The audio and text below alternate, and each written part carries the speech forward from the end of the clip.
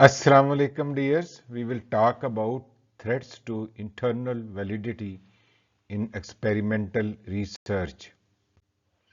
हमारी गुफ्तगू में शामिल है इंटरनल वैलिडिटी क्या है, थ्रेट्स टू इंटरनल वैलिडिटी कौन कौन सी हैं और कौन सी स्ट्रेटजीज हैं जिससे हम इंटरनल वैलिडिटी को इम्प्रूव कर सकते हैं।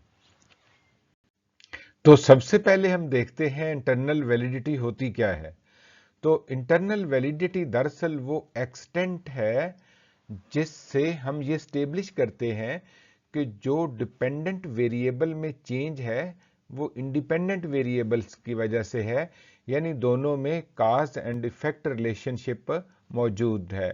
दूसरे लफ्जों में हम ये बयान करते हैं कि किस हद तक जो हमारी जो डिपेंडेंट वेरिएबल में चेंज है वो इंडिपेंडेंट वेरिएबल की वजह से है और किसी कंफाउंडिंग वेरिएबल की वजह से नहीं है।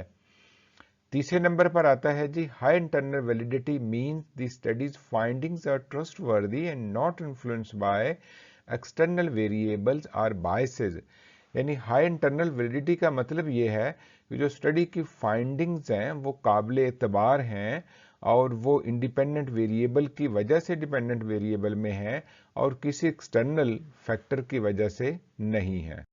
अब हम बात करेंगे थ्रेट्स टू इंटरनल वैलिडिटी पर। तो सबसे पहली है हिस्टोरी। एक्सपेरिमेंटल सेटिंग के बाहर कोई ऐसी बड़ी चेंज आ जाए, जैसे कोई नेचुरल डिजास्टर होता है, कोई एजुकेशनल सेटिंग के अंदर कोई बड़ी चेंज आ जाए, तो डिपेंडेंट वेरिएबल में चेंज उसकी वजह से भी आ सकती है, इंडिपेंडेंट वेरिएबल की मैनिपुलेशन के अलावा भी। तो इस तरह से हिस्ट्री भी एक इंटरनल वैलिडिटी की थ्रेट बन जाती है। दूसरे नंबर पर है मैच्योरेशन। पार्टिसिपेंट में naturally change over time affecting dependent variable. जब बड़े वक्त के लिए कोई तजर्बा करते हैं तो उस दौरान जो बच्चे हैं उनमें मेच्योरिटी आ जाती है, नेचुरल डेवलपमेंट हो सकती है। तो इस तरह बगैर इंडिपेंडेंट वेरिएबल के भी डिपेंडेंट वेरिएबल में चेंज आ सकती है ड्यू टू मैच्योरेशन। इसलिए मैच्योरेशन को हम थ्रेट्स टू इंटरनल वैलिडिटी के अंदर कवर करते हैं। नंबर 3 आ जाए जी। नंबर 3 है टेस्टिंग। तो पार्टिसिपेंट्स को जब रिपीटेडली टेस्ट किया जाता है तो वो टेस्टिंग से फैमिलियर हो जाते हैं और प्रैक्टिस का इफेक्ट उन पर आने लगता है। तो इसलिए जो पोस्ट टेस्ट में इंप्रूवमेंट्स हैं वो टेस्ट वाइजनेस की वजह से हो सकती हैं, प्रैक्टिस की वजह से भी हो सकती हैं, इंडिपेंडेंट वेरिएबल में मैनिपुलेशन के अलावा भी। तो इसलिए टेस्टिंग भी एक थ्रेट के तौर पर सामने आती है जो कि इंटरनल वैलिडिटी को दरपेश है। फोर्थ है जी इंस्ट्रूमेंटेशन। तो एक्सपेरिमेंटल सेटिंग में अगर हमारा जो इंस्ट्रूमेंट है जिससे हमने रीडिंग लेनी है वो प्री टेस्ट में कोई और हो और पोस्ट टेस्ट में और हो, तो दोनों की डिफिकल्टी लेवल में और दोनों का जो है वो डिस्क्रिमिनेशन लेवल में फर्क हो सकता है, दोनों की कंसेप्ट की डेफिनेशन में फर्क हो सकता है। तो जिससे इंस्ट्रूमेंट की वजह से भी इंटरनल वैलिडिटी को थ्रेट हो सकता है। अब आए जी पांचवें नंबर पर स्टैटिस्टिकल रिग्रेशन है। अगर कोई इस तरह की स्टडी हो जिसमें हम एक्सट्रीम स्कोर्स ले रहे हो, मसलन हाई अचीवर ले रहे हैं और लो अचीवर ले रहे हैं, और उस पर जब हम एक्सपेरिमेंट करते हैं तो जब हम उन्हें टेस्ट करते हैं प्री टेस्ट के बाद, जब पोस्ट टेस्ट करते हैं, तो ऐसी सूरत में इस बात की पॉसिबिलिटी है कि हाई स्कोर वाले जो है उनका स्कोर कम हो जाए और लो वालों का बढ़ जाए। जैसे हम क्लास में टेस्ट ले लें और एक बच्चा फर्स्ट आ जाए और एक में सबसे कम नंबर आए, तो दोबारा जब हम टेस्ट लेते हैं तो इस बात का इम्कान होता है कि जिसने सबसे कम नंबर लिए हैं उसके नंबर कुछ बढ़ जाएं और जिसने टॉप किया है उसके कम होने के चांसेस भी हो सकते हैं। तो इस थ्रेट को स्टैटिस्टिकल रिग्रेशन कहते हैं। इसमें भी एक इंटरनल वैलिडिटी को थ्रेट होता है जो कि इंडिपेंडेंट वेरिएबल की मैनिपुलेशन के अलावा होता है। छठा देखें तो यह है selection bias. If participants are not randomly assigned to groups, there may be pre-existing differences between the groups that affect outcome। तो सिलेक्शन बायस की वजह से अगर हम देखें, एक तो है उसका सैंपल सिलेक्ट करना, जो कि रैंडमली सिलेक्ट कर सकते हैं, लेकिन लॉजिस्टिकली ये मुश्किल होता है। इसलिए हम जो भी ग्रुप लेते हैं उसमें जो एक्सपेरिमेंटल कंट्रोल ग्रुप को जो मेंबर असाइन करने हैं वो हम रैंडमली असाइन करते हैं, ताकि सिलेक्शन बायस उनमें ना हो। और अगर सिलेक्शन बायस हो तो ये थ्रेट है इंटरनल वैलिडिटी को। 7वें नंबर पर है एक्सपेरिमेंटल मॉर्टेलिटी, एट्रिशन भी है। If participants drop out of the study in a way that is related to experimental condition, it can create bias। मसलन एक टीचिंग मेथड पर हमने बात करनी है और एक ट्रेडिशनल मेथड है, तो जो कोई एक मेथड ज़्यादा मुश्किल हो सकता है जिसकी वजह से कुछ तालिब इल्म उसमें से छोड़ जाएं, और छोड़ने वाले वीकर होंगे और वो जिस ग्रुप को बिलोंग होंगे उनके बाद उस ग्रुप का स्कोर बढ़ जाएगा। अगर कोई अच्छे स्टूडेंट ग्रुप को छोड़ जाते हैं तो उनके बाद उस ग्रुप का स्कोर जो है वो थोड़ा सा डाउनवर्ड आता है। तो इसलिए शुरू में जिनका हमने प्री टेस्ट लिया, दोनों ग्रुपों को बराबर किया, अब उसमें से कुछ छोड़ जाते हैं तो उसकी वजह से डिपेंडेंट वेरिएबल की जो फाइनल रीडिंग है वो डिफर कर सकती है जैसे कि आनी चाहिए।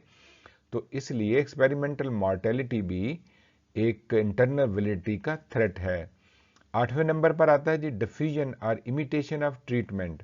तो पार्टिसिपेंट्स को जब हम कंट्रोल ग्रुप और एक्सपेरिमेंटल ग्रुप से असाइन करते हैं तो बाज़ औक़ात कंट्रोल ग्रुप के जो लोग हैं वो out of curiosity experimental group के लोगों से पूछते हैं और वो चीज़ें तैयार कर लेते हैं, जिसकी वजह से भी वो जो उनका फाइनल पर स्कोर है, पोस्ट टेस्ट में स्कोर है, वो इंडिपेंडेंट वेरिएबल की मैनिपुलेशन के अलावा उनकी डिफ्यूजन या इमिटेशन ऑफ ट्रीटमेंट की वजह से भी आ सकता है। तो इसको भी हम थ्रेट टू इंटरनल वैलिडिटी कहते हैं। 9th जो थ्रेट है वो है कंपनसेटरी राइवलरी। इसको हम जॉन हेनरी इफेक्ट भी कहते हैं, और इसमें जो कंट्रोल ग्रुप है वो मोटिवेट हो जाता है कि उन्होंने हमें कोई कमतर समझा है, हमें पुराने तरीके से पढ़ा रहे हैं, और वो कोई हमसे अच्छे हैं जो नए तरीके से पढ़ रहे हैं, तो वो भी उसको कंपैरिजन में आके अपना हार से बचने के लिए वर्क करते हैं, और वो भी जो एक थ्रेट है इंटरनल वैलिडिटी की वो बन जाते हैं। यानी इंडिपेंडेंट वेरिएबल की बजाय जो फाइनल का स्कोर है पोस्ट टेस्ट पर वो कंपनसेटरी राइवलरी की वजह से हो सकता है, जिसको हम जॉन हेनरी इफेक्ट भी कहते हैं। तो ये भी एक थ्रेट है इंटरनल वैलिडिटी को। अब हम देखें तो 10वें नंबर पर है कंपनसेटरी इक्वलाइजेशन ऑफ ट्रीटमेंट। तो जब एक टीचर जो है वो दोनों ग्रुपों को पढ़ा रहा होता है, तो जो ग्रुप पीछे रह जाता है बाज़ औक़ात अनइंटेंशनली उस ग्रुप की वो टीचर ज़्यादा सपोर्ट करने लग जाता है, जिसकी वजह से भी हमारी इंटरनल वैलिडिटी जो है वो कंप्रोमाइज़ हो सकती है। तो ये अनइंटेंशनल होता है, जिससे कंट्रोल ग्रुप को भी लोग हेल्प करने लग जाते हैं ताकि उनकी परफॉर्मेंस भी बढ़े।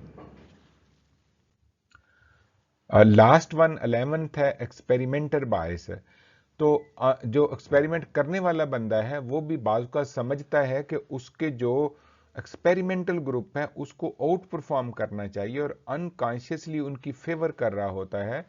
तो ये भी एक थ्रेट है इंटरनल वैलिडिटी को। तो तीसरे नंबर पर है strategies to enhance internal validity. Internal validity को हम कैसे इनहेंस कर सकते हैं? तो इसके लिए सबसे पहली है रैंडम असाइनमेंट। यानी एक्सपेरिमेंटल और कंट्रोल ग्रुप को हम मेंबर्स रैंडमली असाइन करेंगे ताकि वो दोनों ग्रुप जो है वो इक्विवेलेंट हो, यानी एक जैसे मिलते जुलते मेंबर दोनों में मौजूद हों। सेकंड है कंट्रोल ग्रुप। एक्सपेरिमेंटल ग्रुप के साथ साथ हम कंट्रोल ग्रुप भी बनाएंगे ताकि दोनों ग्रुपों की जो प्री टेस्ट और पोस्ट टेस्ट पर कंपेयर किया जा सके, इससे भी इंटरनल वैलिडिटी जो है वो इंप्रूव होती है। तीसरा है ब्लाइंडिंग। यानी हम जो टीचर है, जो रिसर्चर्स हैं या असिस्टेंट्स हैं, उनको नहीं बताएंगे कि कंट्रोल ग्रुप कौन सा है और एक्सपेरिमेंटल ग्रुप कौन सा है, ताकि वो किसी एक ग्रुप को जिताने की या ज्यादा स्कोर दिलवाने की कोशिश न करें। फोर्थ है जी consistent procedures. Experimental control group में एक ही तरह का प्रोसीजर यूज किया जाएगा ताकि किसी प्रोसीजर की वजह से कोई चेंज ऐसी ना हो जो कि इंटरनल वैलिडिटी को थ्रेट करे, यानी एक manipulation of the independent variable के अलावा कोई ऐसी चीज ना हो जिसकी वजह से डिपेंडेंट वेरिएबल में चेंज आ सकता हो, यानी हम प्रोसीजर्स को कंसिस्टेंट रखेंगे। छठा एंड लास्ट है, pre test post test design इस्तेमाल करेंगे। जब दोनों ग्रुपों में प्री टेस्ट होता है, दोनों को कंपेयर कर लिया जाता है और पोस्ट टेस्ट भी कंपेयर कर लिया जाता है, तो फिर हमें ज़्यादा यकीन होता है इंटरनल वैलिडिटी पर कि हमारा जो डिपेंडेंट वेरिएबल में चेंज है वो इंडिपेंडेंट वेरिएबल की वजह से ही है। Thank you very much for being with me. See you in the next talk. अस्सलाम वालेकुम।